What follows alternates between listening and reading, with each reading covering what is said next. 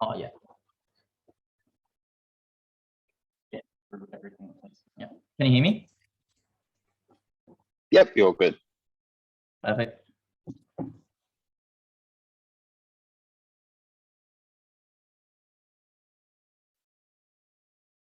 Starting in 3, 2, 1. Ladies and gentlemen, it is clear from this topic that without concessions needed, this bill will not pass. And so in a world where this bill, which is drastically needed, does not pass, it is clear that the affirmative team will win. And even if it does pass, we believe firmly that a smaller bill will be better, not only for progressive Democrats, but for wider society. So number one, in my speech, I'm going to go through 3 things. Firstly, a little bit of setup. Secondly, why this bill will not pass without the concessions. And lastly, why a smaller bill is likely going to be better. Now to my first point about setup. This bill is in the interest of the progressive Democrats, right? And so from the topic, we know that progressive Democrats are interested in 2 things. One, electability, because on an individual and a factional basis. So firstly, on an individual basis, right? These politicians, they are politicians and by definition, somewhat egotistical, kind of want to get themselves reelected. Secondly, they have other goals that can only be achieved by being reelected. And these things come in a second term. And secondly, on this idea of factional electability, obviously by having more of their progressive Democrat, more of like the progressive Democrat buddies in, you can pass more of these goals that you are looking to do. And so in these reasons, they are looking to be more electable. Secondly, they want to be passing policy in line with their beliefs. And this, the Build Better Act is one such policy, which is very much in line with the progressive Democrat beliefs. Now onto my first case as to why this bill won't pass without making certain concessions. So from the topic, it is very clear that, well, number one, Democrats have exactly half of the Senate. And so all their support is needed. And Sinema and Manchin are both, from redder states, which most likely were like voted in off the back of like Trump backlash. Sinema from Arizona and Manchin from like highly fiscally conservative West Virginia. And so they have made the concession themselves, and they've admitted that once large, significant cuts have been made, they are likely to vote this bill in, and they've said that. So we don't need to provide with you the reasoning, the mechanisms as to why that will happen, because they have already made that statement. Secondly, as to why Republicans are unlikely to pass this.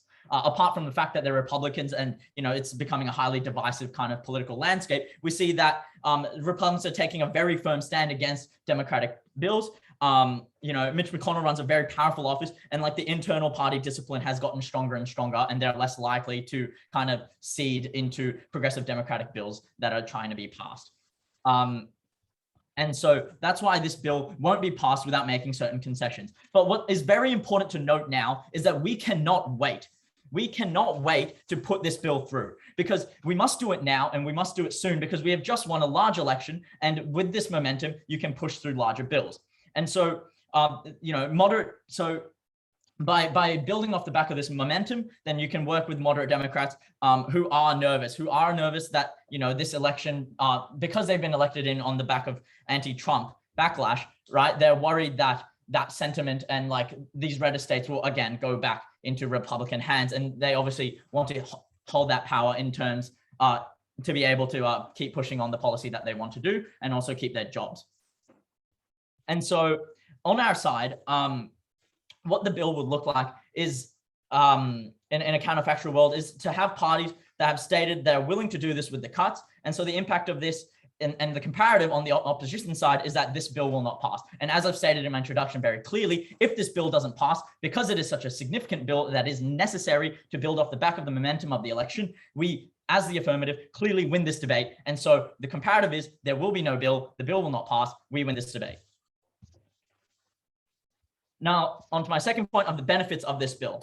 Firstly, again, on electability, but in a bit of a nuanced manner. Number one, we have 4 pieces of analysis under this. Firstly, on the campaign, the progressive Democrats will be able to campaign with all the spending that they're doing and all the good things that they're doing for the economy and for the people, right? Secondly, we see that This will make the Progressive Democrat and the Democratic Party as a whole look more unified and actually kind of negate this narrative that's been perpetuated by the Republicans and, you know, things such as like Fox News, where you have Democrats saying that Democrats can't get things done. Well, this will unify or make it look like, at least at the very least, make it look like the Democratic Party is unified and can get things done. Thirdly, we're obviously going to improve the economy. Otherwise, we wouldn't be pushing a bill such as this, right? And this is done by the fact that, you know, there's going to be some significant amount of government injection into the economy. You know, you're going to have the multiplier effect, and you're going to be getting a lot more money into other people, into like the vast majority of people's hands, instead of kind of lobbying like the upper elite, as what the opposition would have you have, right? And satisfy like the individuals. Lastly, and specifically, we're going to be changing that narrative where the Progressive Democrats create a divide in the Democratic Party, you know, by being able to concede some level to get actual practical change in society, and not being so like driven by optics of like, we are progressive, we must push the uttermost progressive view. Instead, actually conceding a small, like significant, like a cut to this bill, will be able to change that narrative that we divide the Progressive Party. So that's the first thing about electability. Second thing about benefits to society. So this bill is going to create a lot of jobs through the infrastructure spending. It's also going to, it's also, with the increase in infrastructure, you're going to be increasing the efficiency and the capacity thereby of the American economy, and bring forward a lot more of those positive externalities from a bill such as this. Thirdly, there's going to be a lot of bills. The bill encompasses a lot of Joe Biden's promises about a recovery from COVID, which obviously is very much needed. And lastly, there's going to be a greater safety net for those disenfranchised people who need that kind of safety net. And we think that passing this bill is a net benefit to society. And now on to my last point about why a smaller bill is preferable. So I have three pieces of analysis under this. The first is why this bill might go badly, right? As it stands, not as what we prefer, which would be a smaller bill. As it stands, there's going to be massive, under the status quo, there's massive inflation in the American economy, and we can already see that with higher CPIs and this demand push inflation, which is already like coming into hand. And so by reducing the amount injected into the economy, we can kind of control this and actually put this into a more into a far better place where it can actually build greater growth for specific people. Secondly, infrastructure projects tend to carry a significant amount of risk. As we can see, you know, a larger spend, you know, things such as a greater spend can happen. There could be cost blowouts. It could be poorly run. And again, because you're going through a lot of red tape, bureaucratic red tape, there's a high chance of corruption. And so we see that by having a smaller and more consistent bill that is a lot more manageable, we can reduce the risk that is inherent with infrastructure projects. And so as to why the smaller bill is much better is, again, lower risk. And if the risks were to come off, like in the worst case scenario, less responsibility is borne by the Progressive Democrats and the Democratic Party as a whole, and it won't affect electability into the future. Whereas that risk will be borne by like the whole of Democratic Party and also some Republicans who might back this, and the moderate Democrats. And for these reasons, we're proud to affirm. I thank the first affirmative speaker for their fine speech, and I call upon first negative.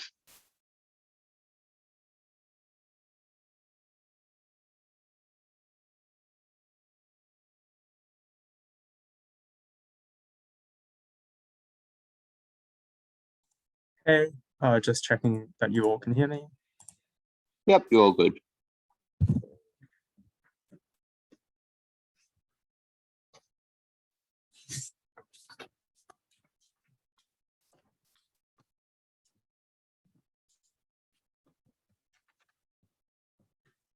I am so glad the opposition cares about momentum, because you never get the absolutely critical momentum of radical and revolutionary reform that truly is an all or nothing for Biden's electoral success and the electoral success of the Democrat Party. When you actively cave in, you actively accept a weak form of policy that would never actually give you the form of electoral prospects the opposition required so desperately. We needed revolutionary and radical reform. It didn't actually need to be specifically in this form of infrastructure project. We were happy for it to be in other forms. And that was the far more logical solution of if Biden didn't get this through or across the House, he would instead turn to something else to fulfill his agenda. This was not an all or nothing that the opposition pushed for. It was this or some other form of radical policy that was always going to maximize our success. Three things I'm going to look at in this debate. First, I'm going to explain why these moderates are actually just really likely to cave in, and we just get the best of both worlds, both a big and revolutionary policy, but also a lack of any form of disunity or any concerns the opposition wants to push. Why is this true? Three broad reasons. First is that there's a set of common ground between both Manchin and Sinema where this is actually costing them. And the analysis here is twofold. The first is to understand that they have conflicting incentives electorally here. They get an initial short-term benefit of greater media attention, the name in the papers, degree of kind of public discourse about them and their actions. But over time, this in fact becomes a liability. That is because you increasingly get ensnared by a populace that thinks you are blocking your party. You increasingly build resentment within the Democrat Party, which spreads and leaks more commonly through media and public discourse. But most generally, by the opposition's own analysis, if this policy was to be a tangible good to voters and they electorally desire it, then it increasingly is unpopular to be blocking that policy. So it is deeply unclear why these individuals long-term are likely to support it. But let me now explicitly break down the interests of both Manchin and Sinema, because they are a bit different. Manchin is there as his last term, he kind of doesn't have too much more to lose. And therefore what he actually cares about greatly is his legacy. And in particular here, in actively blocking the Democrat Party, it hurts his legacy the most because it is the Democrat Party itself and its reverence of his contributions to it, which will instill his legacy to the greatest extent. They are the ones who have the capacity to give him a post-political job. They are the ones who have the ability to put him in a good light. He's deeply unlikely to go against the core of the Democrat Party to the extent that that hurts his long-term legacy. But secondly, just note how Manchin, in fact, is quite actually flexible. He really has shown disposition that he is wavering on the issue, does not appear to be staunchly ideologically opposed. Seems quite likely that his long-term incentives suggest that he will care more for it over time. But even under their best case, that there is just a good chance that Manchin doesn't mind that much that he does flip. Sinema is completely different because she actually has inverse incentives. She is there for her political career. And most importantly, she needs to make a particularly big deal about this electorally. And the incentives that she has are twofold. The first is to grandstand as clearly and as publicly as possible that she is a moderate. But critically, most importantly here, she does not actually need to be a tangible moderate because she will not be rewarded by her constituencies for the degree of success that she has over the Democrat Party. She will actually be credited regardless, so long as she is perceived to be making the Democrat Party more moderate, so long as she is perceived to have given it an attempt to try and make the Democrat Party change its ways. She doesn't need a substantial concession. She just needs the impression that she is doing something. And all of that suggests that she is also long-term likely to flip. Regardless, this suggests that there is a plausible world where we simply get the best of both worlds. Why was our world always, though, going to be better when we did not water down this policy? Because a watered down policy was actively going to harm our electoral chances beyond even doing nothing at all. Because the opposition's analysis is incredibly simplistic here. It's just like, look, this policy will largely be kind of good for the electoral, for voters. They'll kind of credit individuals for getting it through, which is deeply, deeply untrue. Actually, for some of the reasons they've given you already, this could be a complete and unmitigated disaster. Could be mass blowouts. There could be an absolute failure in the equality that it's distributed. It could be, and perhaps most tangibly for most individuals, an enormous reason why the debt in America climbs incredibly, which is something that individuals care about quite deeply. So this policy's success was actually not contingent upon voters receiving benefits. What it was contingent on was its perception as a success to individuals. And this here is where the image being touted of this policy is devastating, because as soon as you make this concession, as soon as you can see this is no longer a monumental policy of trillions of dollars, it is kind of a smaller scale program, you lose the very enthusiasm that has put up this policy on a pedestal, has made this policy one where it is anticipated to be a great success. And this is critical, because even if the policy does the exact same things practically in the opposition's world, that is, it provides individuals set potential benefits, it might not still be a success or seen as a success, because it does not have the same degrees of enthusiasm or the same degrees of expectation placed upon it that it is a monumental policy. And understand it is always better, because it is critical for Biden's electoral chances, that it is perceived that way, rather than a form of like an underdog, oh, we achieved more than what we did with the amount of money given, because his whole rhetoric is predicated on, we are doing a new deal. America is going through substantial reform. It is not a message of we're trying to make the best out of bad ends. And what that suggests is he has to give this image that he is doing monumental reform. Image was everything here. But even if that wasn't true, the success chances just plummet, right? The opposition's analysis is twofold. They're just like, firstly, look, it's far more likely that there are cost blowouts and corruption in a large-scale policy. This is actually untrue. The reasons are that blowouts and corruption occur is not due to government attention or government regulation. It is actually just due to a degree of natural fluctuations that the government cannot control. So, in fact, when you have a larger policy, it averages out, and therefore, like, the randomness of good and bad policy is less likely to kind of appear, or good and bad projects, which suggests that blowouts and corruption are actually better under our side. His second argument is to suggest there are economic concerns here. For instance, that it increases inflation, for instance, that there is too much capital, but understand that capital has been critical in recovering the American economy post-COVID, and it's deeply unclear that we've currently spent too much. I would say we actually need more money to continue to improve people's lives. But at best, that's a bit dubious, and we should do it kind of randomly. It doesn't, I think, particularly matter on the economic front. But where this real harms to his success occur is because there are electoral incentives to maintain the breadth of the policy, even if it had less money. That is, that each constituency still wants its infrastructure project. And what that therefore suggests is that each individual project is just likely to get less money, but is likely to be expected to do the same. Of course, this has huge ramifications in terms of the probability of success of each of those individual projects. They have less money, they have to cut corners, have increased chances that things go wrong, increased chances that those projects simply do not have enough money to successfully deliver, they have to ask for more, etc., etc. All of that suggests you do not get an image of resounding success that is critical for Biden in the future. Finally, I don't have time for this last argument. We'll come out and prove it at second.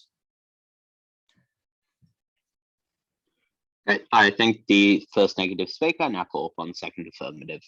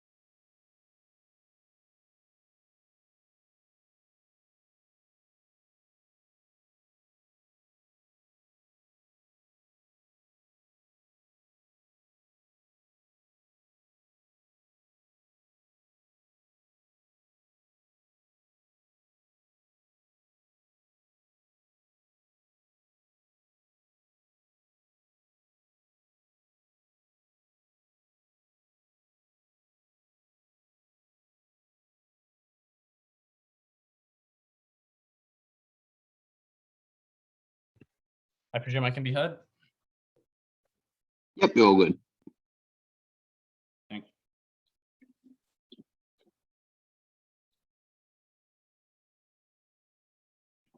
The biggest problem with that speech is that it provides a stack of analysis about what the incentives of Sinema and Manchin are. Unfortunately, all of that analysis would have been true like a year ago. And so far, it has not changed. There is nothing new in that analysis. Those incentives have all existed for quite a while, and none of them have been enough to push Sinema and Manchin over the edge. 3 things in this speech. First of all, I'm going to talk a little bit about momentum and enthusiasm. Secondly, I'm going to talk about whether or not this bill is likely to pass without these concessions, because that's the quickest way for us to win this debate. And lastly, I'm going to talk about why a smaller bill is probably preferable anyway. Right, starting with their arguments on getting momentum and enthusiasm. Their claim here is like, well, if this doesn't pass, then we can just go and pass other things.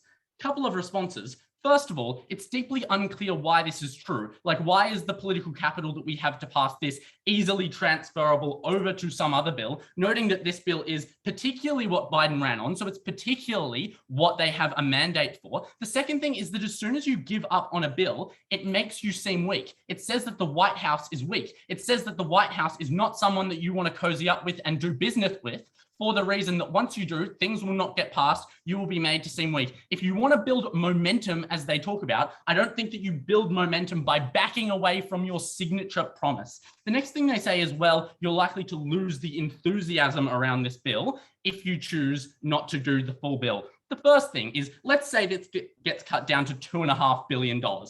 What on earth is the difference in the mind of the average voter in terms of an enthusiasm gap between $2.5 and $3.5 billion? The only people who make the distinction between that amount of money are people who are deeply worried about the fiscal outcomes of it.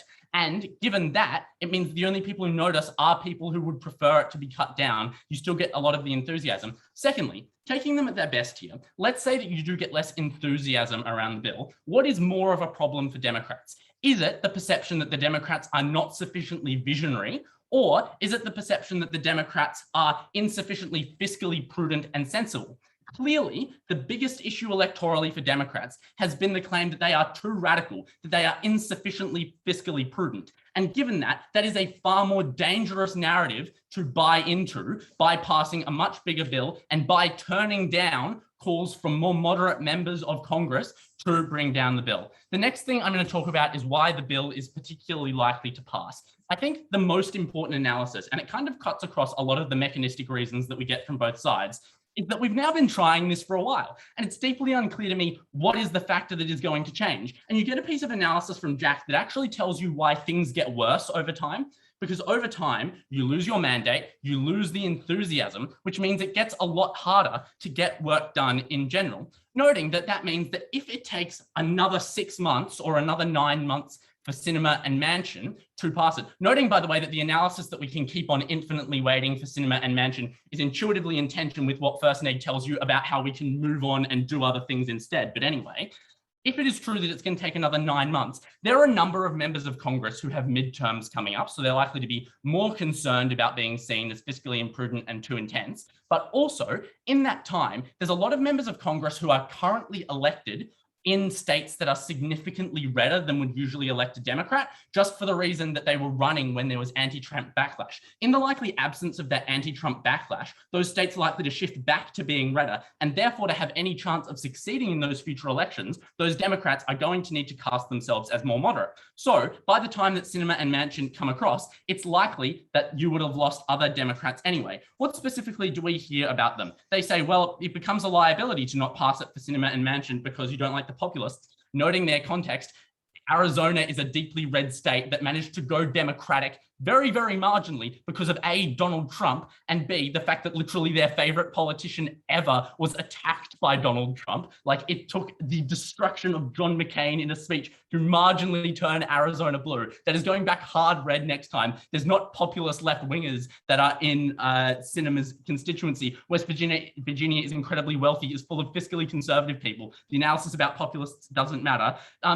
Specifically on Manchin, they said that he has an incentive to care about his legacy. First of all, note this is subject to the response I give you before. This has always been true, and Manchin hasn't used that to decide that he wants to pass it. But secondly, his legacy is not particularly that he was a creature of the party. He's never been the most popular guy in the Democratic Party, and clearly the niche that he's cut out for himself in terms of what his legacy will be is that he was a fiscally prudent moderate. So it's not clear why he would suddenly decide to change his legacy. Noting also where his legacy matters the most to him long-term is probably in West Virginia, where he's going to continue to live and try and trade on that legacy, for instance, to get jobs. So it probably matters more how he's seen in West Virginia. But anyway, moving on now to Sinema, the analysis is like, she can still get the electoral benefits in Arizona if she tries to do it. The first thing is that by giving the vote, it's not clear that in that case she has like tried to do it. It's not like she voted no, but she was overpowered by someone else in the Democratic Party. She voted yes, she didn't try.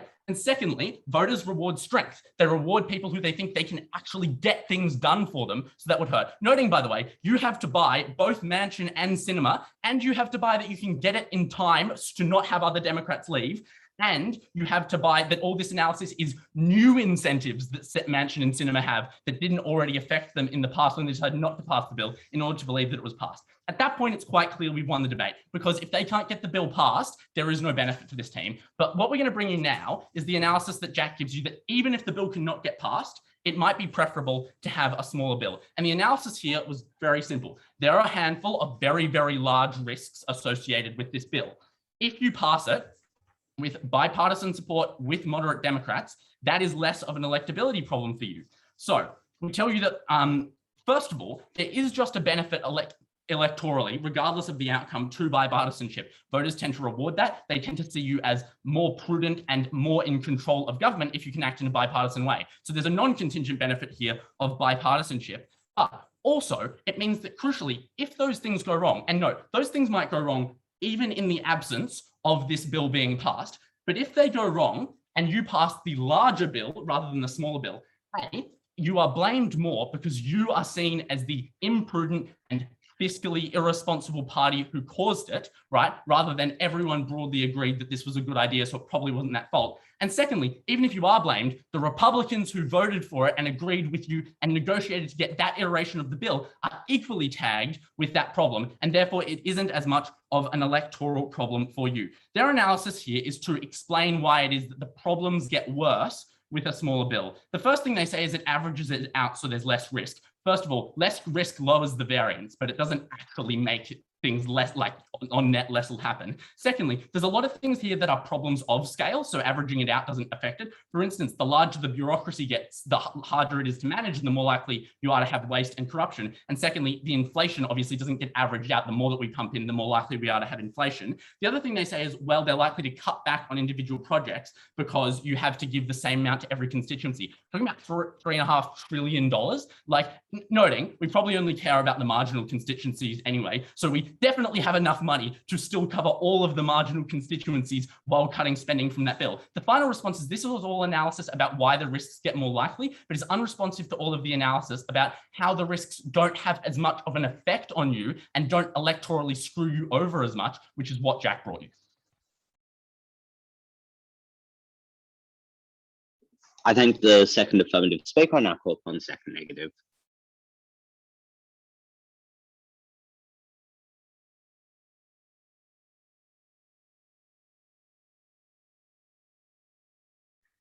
Sorry, clap for the last speech, not clapping for me. Sorry, I'm just getting my timer up.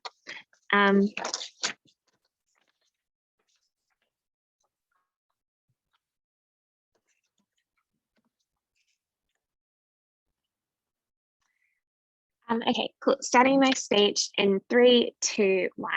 Opposition asked us what the difference is between now and 9 months ago. And the difference is that 9 months ago, there weren't New York Times articles diagnosing Krysten Sinema with narcissism. There wasn't the same amount of widespread hate, revulsion, and disgust in Krysten Sinema and Joe Manchin. They were just seen as centrists. Now they are seen as gross annoyances and liabilities to the Democratic Party. These are the objects of the hate of progressive Democratic voters, and these are the people that will eventually be forced to cave. In this speech, kind of our like 2-ish things. Firstly, will the bill pass and what the impact of that is? Secondly, what happens if the Democrats back down versus if the bill doesn't end up passing? I don't know if it's okay. It will be fine. Cool. So firstly, will it pass? Opposition tells us Sinema and Manchin won't ever cave. This is wrong because firstly, there is just a significant amount of increased pressure that all of a sudden that is like getting violently more loud, that just was not at the same kind of that just did not exist to the same extent, you know, a year ago or months ago. But secondly, also now there is much wider public support for the Build Back Better Act. That's because economists have like largely endorsed it, and academics, and the media is a lot more positive about it than it was when it was announced. Note also that when it was announced, it was seen as a bit crazy that you could spend all this money on the economy. That now that, given that literally every country in the world is being incredibly fiscally generous in responding to COVID, this is not something that shocks people anymore, and it is something that people have become a lot more useful now. And and the third reason for that is people are now more than ever feeling the effects of COVID and perhaps grateful for some support and fiscal stimulus, which is what this bill provides. All these things mean that not only are Krysten Sinema and Joe Manchin becoming less popular because of their grandstanding and attention-seeking like response, which is just kind of becoming annoying, and that is the view of, like, you know, what particularly progressive media, and so like that's the most important, but media in general. But secondly, also the act itself is becoming increasingly popular. So I think it is quite likely that they'll cave. Perhaps it's not 100% certain, but it is 100% more likely than before. And I think the benefit of that is huge and enough to like win us a lot of ground in this debate. The opposition then tells us that they're not really losing support because Arizona and West Virginia, you know, really enjoy their like weird centrism. But the first thing to say here is that I don't think like Arizona and West Virginia are as kind of like Republican loving as they'd like to say. Like Arizona voted for Obama. They are both like centrist states that are open to kind of like a policy that agrees more with the Democrats. That's why they voted Krysten Sinema and Joe Manchin in the first place. And while Krysten Sinema in particular has started to vote with the Republicans more, at the point she was voted in, like she was actually kind of a little bit more liberal than that. But the second thing is that people are like actually just hassling them on the street. This is something people are getting incredibly angry about. I think just empirically we can see that they are losing significant support. Okay, so I think it is then likely that we have a pretty good chance that they will eventually cave and this bill will pass. That's not to mention the fact that I'm sure there is significant pressure in Washington for them to cave into this. So then why is the utility we get from this bill passing so huge that it makes it worth waiting for this and taking the shot?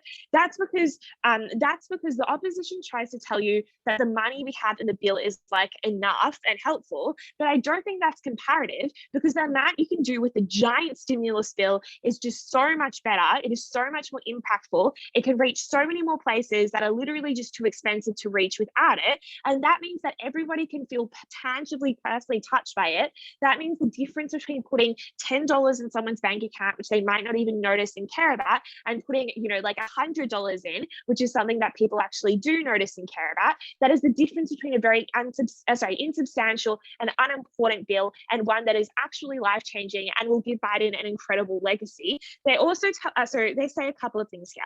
Firstly, they say that, you know, it's worrying because it can cause inflation and debt. So on inflation, this is going to be transitory inflation. This is not a big deal inflation. Yes, inflation's high at the moment, but it's not going to be high for very long. But also this just like has the support of the vast majority of reasonable economists. That's also something that people in the public are pretty aware of. That's something that has been what's the word?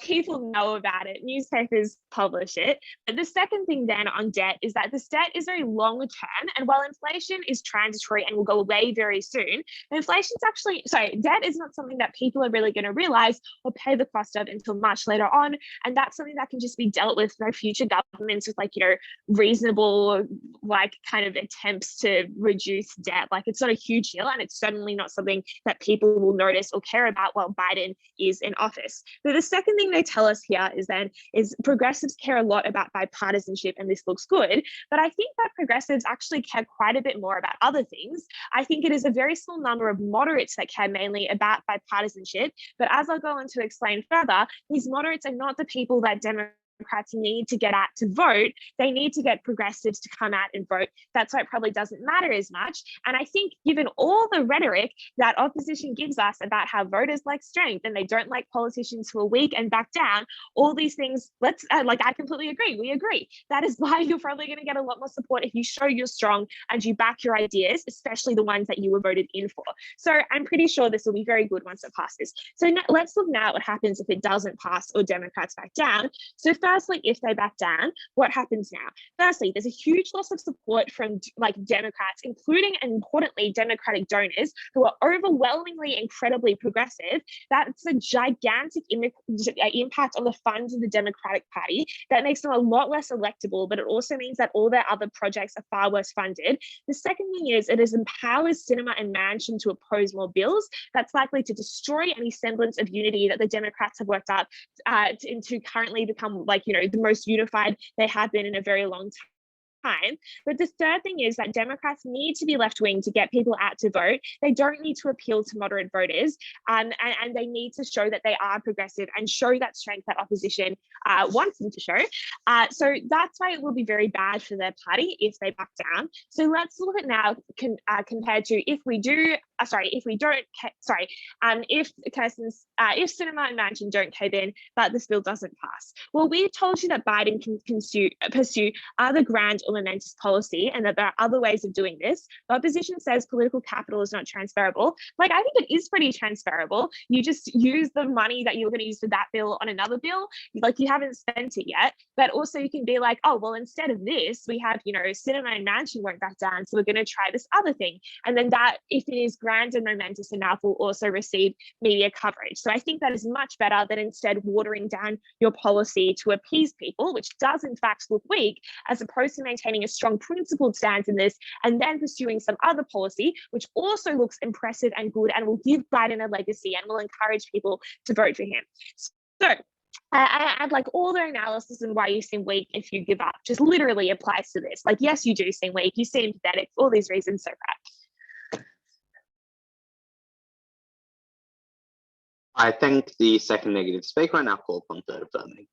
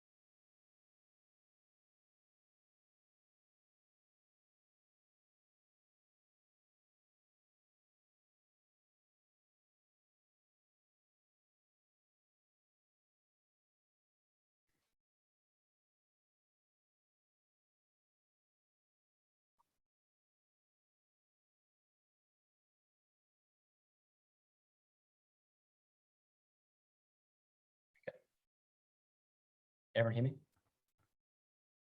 All good? Yep. Okay.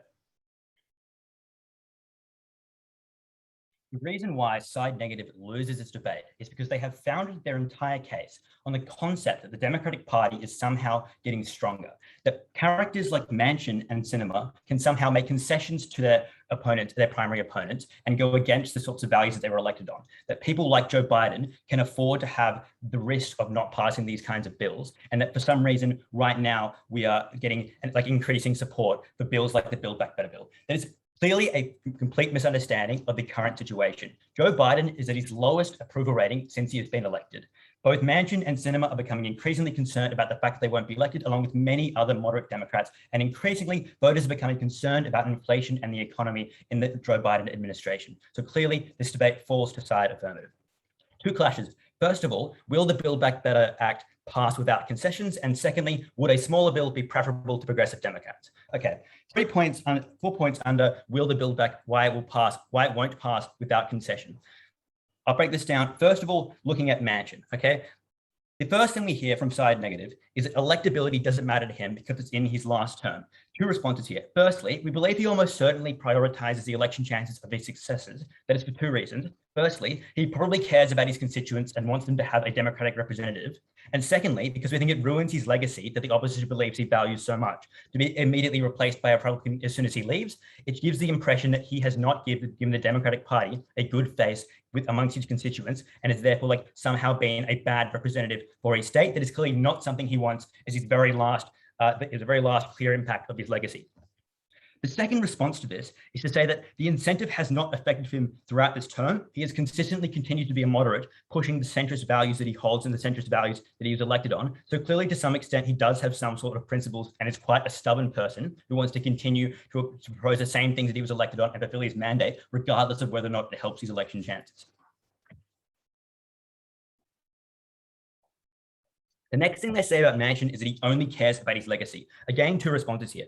Firstly, we think that he does actually want to be seen as holding the Democrats to account and being responsible. They claim he doesn't want to have his last act whilst he was in term to be against the Democrats, holding them back from passing a bill. That is the very defining characteristic of his entire legacy as a politician. So that is probably something that he's perfectly fine with having being also his last act as a politician. But secondly, we think he does not want his final action to go against his values and his career. It provides an image of cowardice and an image that he is unprincipled. If every single time he was elected, he acted as a centrist in the interest of his constituent, but as soon as it was his last term, he then turned his back on them and acted in a way that was against what they wanted. Clearly, that is not going to be something that will improve his legacy. And if he did care about his legacy, he would maintain his principles, maintain the things that he's been doing throughout his many terms as a senator, and continue to be a moderate that blocks Democratic bills and be completely fine with that. All right, now moving on to Sinema. First thing they say here is that she doesn't need to be tangibly moderate. She just needs to grandstand the fact that she is a moderate. Two responses here. That might be true. Firstly, that might be true in easy elections, but that is not the situation that is going on in Arizona. It might be fine when you have a moderate lead over your opponent to just say things blatantly, but not actually prove things. But when you have a very close election like you have in Arizona, and someone who is in a very tricky position in which they are a Democrat basically running on Republican principles, you get put under a lot of scrutiny, particularly by Republican media, which matters quite a lot in these red states in which the majority of the constituents are watching primarily Republican media like Fox News. But secondly, we think she does actually need something to grandstand about. That is, she's already won one election on claiming that she is a moderate without having any proof for it. Now that she is going into her next term, she needs to have tangible proof that she held up to what her standards are. And those sorts of things are highly likely to come out in the next election in the absence of the overshadow of Donald Trump, where she is more likely to be put under individual scrutiny without the spotlight being taken away by the president. Okay, next thing they say about Sinema is that she will be credited regardless as long as she is seen to be pushing Democratic towards being a moderate. If she concedes on this bill, she is clearly not pushing Democrats towards being more moderate. She has clearly failed in that mission. So there is no way that she can be still credited as being a moderate unless she forces the Democratic Party to make some concessions. And therefore, she will hold out for as long as she can because she can just keep holding out forever without losing very much sway amongst her Republican voters who support her standing out, whose alternative is voting for a Republican who is also standing out and would also be standing out and would not be voting for this bill. Now, the third group of people that we haven't heard almost any conversation about from side negative, but we did hear at Jack, was these other moderate Democrats. We told you that support is waning for Democrats. They're becoming increasingly concerned that without the shadow of Donald Trump, they won't be able to win moderate seats. So other moderate Democrats, other than Sinema and other than Manchin, are also characters in this debate. If we wait too long, we might see that not only now do we have to convince Sinema, and not only now do we have to convince Manchin, but we also have to convince other moderate Democrats to come on our side. And the longer we wait to pass this bill, the higher the risk of that occurring is. All right. Finally, why do we think it's ridiculous, as I said in my introduction, that the tide is changing in terms of these Democratic voters? Three things they said here. Firstly, there's lots of attacks from popular news channels like the New York Times. As I've said, this doesn't really matter to people in these red states. Secondly, they said that there was wider support for the bill now. This is just untrue.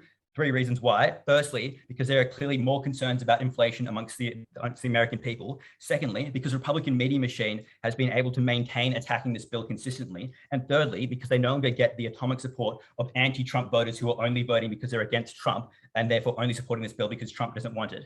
And thirdly, they said there is a momentum of COVID. Three responses here. Firstly, we think that COVID has been around for a while, but we are still struggling to pass this bill. If COVID was enough to get this bill to pass, it would have already passed by now. Secondly, because most people are living free from COVID now in America, other than people in states like Florida and states like Texas that are having massive outbreaks. But a lot of the Democratic states that we care about here aren't really affected that much. And finally, people are being turned to being more concerned about like the Biden administration now that they're forgetting more about Trump. Okay. Now, at the end of that, it's pretty clear that this bill is not going to pass and we win on those grounds. Second clash then, why a smaller bill would be preferable. Now, the first case we need to consider here is that it is an absolute failure. That is, we have massive cost blowouts, massive amounts of inflation. We have things like, for example, similar to how in 2007, Kevin Rudd reduced a stimulus package that massively tanked his popularity because people installing insulation died. We have similar situations like that. Now, Eugene in his speech acknowledged this was not impossible. And we agree that this is like a very rare thing that is going to happen, but it has catastrophic consequences for Joe Biden's electability and the electability of Democrats. So we think even though it is a thing that you might consider at the end of this debate to be rare, we encourage you to weight it highly because of the catastrophic impact it would have on progressives and on Biden. Okay, now in the case that we have a moderate to small failure, they claim that only image matters here. Two responses. Firstly, we think that image is probably the same regardless if it's smaller. That's because you can still target these sorts of states that are vulnerable to flipping towards Republicans in this bill. You can also like you can just like through the media machine and through like CNN and MSNBC, you can probably still push that this bill is still essentially the same. And secondly, the second response to this is to say that this image is probably good. That as Joe Biden was elected in large part on his bipartisanship, he promised he would have quote unquote no more malarkey and he would have no more like battering and a division between Republicans and Democrats. After 4 years of Trump, the reason why he was kicked out is because the American population was so sick of the lack of bipartisan politics in America. So clearly, the American population is going to be more in favor of Joe Biden if he is seen as being more moderate. We note the only people that the opposition is going to win over are people who are already super progressive, who probably aren't going to vote against Joe Biden just because aren't going to vote against Joe Biden in the next election. And particularly for progressive voters, we note that a moderate to small failure is making concessions isn't that bad because for the vast majority of Americans, they see these progressives as being like ridiculous and ruining the party, and this gives them a better narrative and helps them change it. For these reasons, we are very proud to affirm. I thank the third affirmative speaker for their fine speech, and I call upon third negative.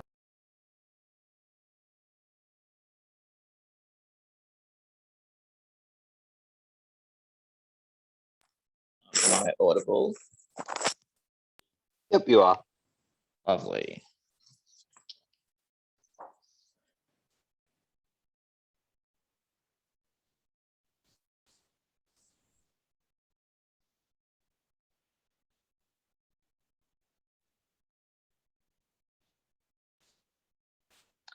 All right, starting in 3, 2, 1. I think the image we should use for side affirmatives is of those three sitting in a cauldron with a fire under it, where they're not yet boiled, but they're sort of sitting there and they say, well, the water's getting warmer, but in the past it was also getting warmer and we're not currently getting cooked. So surely it's not going to be the case that in, say, 10 minutes, the water is going to be bubbling away and will be, sort of turning bright red. The thing is, there is building pressure. We've shown a number of ways in which pressure is building and a number of ways in which Krysten Sinema and Joe Manchin are soon likely to yield. And we've mechanized that, and I don't think you can blame us for doing our best there. But actually, there are two ways in which we will win this debate, and these are going to be my two issues. First of all, by saying that a moderate bill is worse than any alternative, and that's their best case, a moderate bill. And second of all, saying why we can get a big bill and why that's quite likely. Because remember, our burden is only to prove it to like a pretty high probability. We don't need to prove it to certainty. So on the first, basically, a moderate bill is worse than getting no bill, where we simply stick it out in negotiations and then everything just sort of gridlocks and nothing happens. Why is that? We think that a moderate bill is likely to simply suck. That is, it's likely to half do things because it's basically just a stripped down version of the good bill, which means it's likely to omit important things. For instance, a big part of the bill is refurbishing like road, rail, bridge networks. If you refurbish half the rail network, the problem is like half of it's still like shit, and you sort of want all of it to be working. So it means that actually you get quite bad returns. But it is far more likely that you get cost overruns because the current bill was simply made to just be like, maximum stimulus. Whereas what this one has done is it's basically done such that you minimize projected costs, which just means that you're more likely to get overruns. So it's likely that you get overruns. It's likely that you don't even end up with that good a result, which means that, okay, first harm, you don't get the job done. But also, second harm, like you don't get any credit and you get far more sort of inter-knee sign infighting. And that's because if it works, like Krysten Sinema is going to take a bow and say, oh, well, thank God we didn't waste another few $1 trillion on this. But also, if it fails, they're going to say, well, you'd better thank us for saving you all of that misfortune. So affirmative says, oh, actually, what this is going to do is it's going to unite the party. Like, not really. Like, it's probably just going to make people hate each other even more.